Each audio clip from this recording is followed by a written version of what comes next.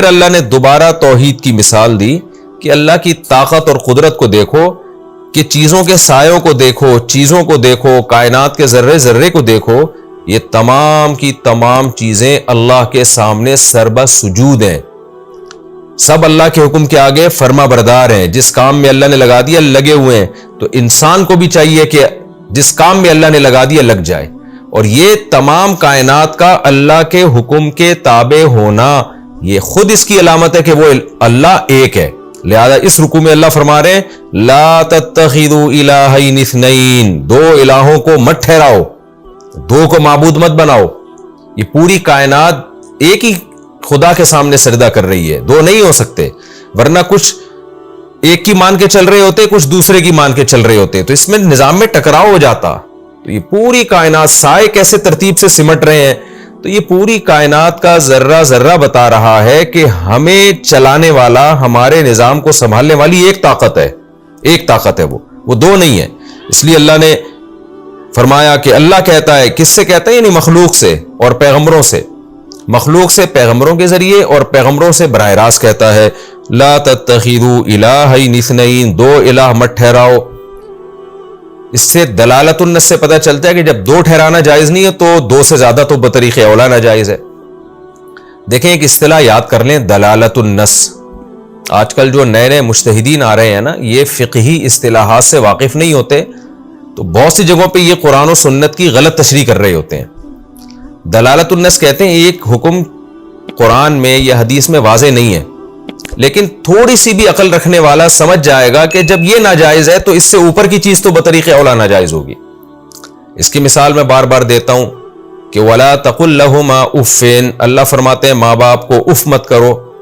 تو کیا مطلب؟ جب اف جیسا ہلکا لفظ بھی ان کو تکلیف دینے کے لیے استعمال نہیں کیا جا سکتا تو مارنا، گالیاں دینا یہ تو بطریق اولا حرام ہے، اور یہ اسی آیت سے پتہ چل رہا ہے۔ اب کوئی کہے کہ ماں باپ کو برا بلا کہنا، مارنا، پیٹنا معاذ اللہ، اس کا اس آیت میں کوئی تذکرہ نہیں ہے، یہ دوسرے دلائل سے ثابت ہے کہ یہ ناجائز ہے۔ قرآن و حدیث میں دوسرے مقامات پہ ہم کہیں گے نہ دوسرے مقامات پہ بھی اور خود اس آیت سے بھی ثابت ہے، اور 100% اس آیت سے ثابت ہے جس میں آتا ہے کہ لا تقل لہما اف۔ تو اس میں صرف اف کا تذکرہ نہیں ہے، اس میں اف سے اوپر کی تمام چیزیں خود بخود داخل ہیں۔ تو اس کو دلالت النص کہتے ہیں کہ آیت بطریق اولا واضح طور پر بیان کر رہی ہے کہ جب یہ حرام ہے تو وہ بطریق اولا حرام ہے۔ تو یہاں بھی ایسا ہی ہے کہ جب دو معبود اللہ کو پسند نہیں ہے، دو کو معبود بنانا، دو معبود ہوتے تو نظام عالم تباہ ہو جاتا، تو دو سے زیادہ تو بطریق اولا پھر تو بڑی بڑی جنگیں ہوتی۔ تو اس لیے اللہ نے فرمایا کہ دو کو معبود مت بناؤ، یعنی دو یا دو سے زیادہ کو۔ انما هو الہ واحد، بے شک وہ صرف ایک ہی معبود ہے، فَإِيَّايَ فَارْهَبُونَ، پس مجھی سے ڈرو۔ اللہ کی کیسی رحمت ہے، اللہ ہمیں خود کہہ رہے ہیں کہ مجھ سے ڈرو، حالانکہ اللہ کو تو یہ بتانے کی ضرورت ہی نہیں ہے۔ کوئی بہت بڑا بادشاہ ہوتا ہے، کوئی پاورفل ہوتا ہے، وہ لوگوں کو نہیں بتاتا، لوگ اس کی جو طاقت اور قوت دیکھ کے خود ہی ڈر رہے ہوتے ہیں اس سے، بلکہ یہ معیوب سمجھا جاتا ہے کہ کوئی محلے کا بدماش ہو اور وہ آپ کو کہہ رہا ہو کہ آپ مجھ سے ڈریں۔ لوگ کہتے ہیں یار اس کا مطلب یہ ہمیں حکم دے رہا ہے کہ ہم ڈریں، یعنی اس میں گویا پاور نہیں ہے، یہ ترغیب دے رہا ہے ہمیں۔ اس میں طاقت ہوتی تو اس کو کہنے کی ضرورت ہی نہ ہوتی، لوگ خود بخود ڈر رہے ہوتے۔ اب سوال پیدا ہوتا ہے پھر اللہ کیوں کہہ رہا ہے؟ تو اللہ اس لیے کہہ رہا ہے کہ اللہ کی ذات چھپی ہوئی ہے۔ غور و فکر آپ اس کائنات میں کریں گے تو اللہ کی طاقت کا یقین آئے گا، پھر آپ اللہ سے ڈریں گے۔ اگر غور و فکر نہیں کریں گے تو غفلت میں آپ کی زندگی ختم ہو جائے گی، پھر آپ اللہ سے نہ ڈریں گے اور نہ اس کے خوف کی وجہ سے گناہ چھوڑیں گے۔ اس لیے اللہ نے کہا کہ مجھ سے ڈرو۔ اور میں بار بار یہ بات بتاتا ہوں کہ جب اللہ کہتے ہیں نا مجھ سے ڈرو، تو حقیقت یہ ہے کہ اللہ کوئی ڈرنے کی چیز نہیں ہے، اصل میں تو اللہ محبت کرنے کی چیز ہے۔ جو ذات ہے نا اللہ تعالیٰ کی، وہ اس قابل ہے کہ اس سے محبت کی جائے۔ ڈرنے کا علماء مطلب بیان کرتے ہیں، جہاں بھی اللہ کہہ رہا ہے مجھ سے ڈرو، تو مطلب یہ ہے کہ میری نافرمانی سے ڈرو، کیونکہ میں اصل تو انعام کرنے والا، اپنے بندوں سے محبت کرنے والا، ان پر عطائیں کرنے والا، گناہوں کو معاف کرنے والا ہوں۔ لیکن جب کوئی مجھے بار بار میری نافرمانی کرتا ہے، توبہ نہیں کرتا اور مجھے منانے کی کوشش نہیں کرتا، تو پھر میرا انتقام جوش میں آتا ہے۔ تو اس لیے ڈر کا پہلو بھی رکھو، اور صرف مجھے سے رکھو، میرے علاوہ کسی سے نہیں ڈرو۔ میرے علاوہ کسی سے نہ ڈرنے کا مطلب بھی یہ ہے کہ جہاں میرا حکم آ رہا ہو پھر اس حکم کے مقابلے میں کوئی اس قابل نہیں ہے کہ ڈرا جائے.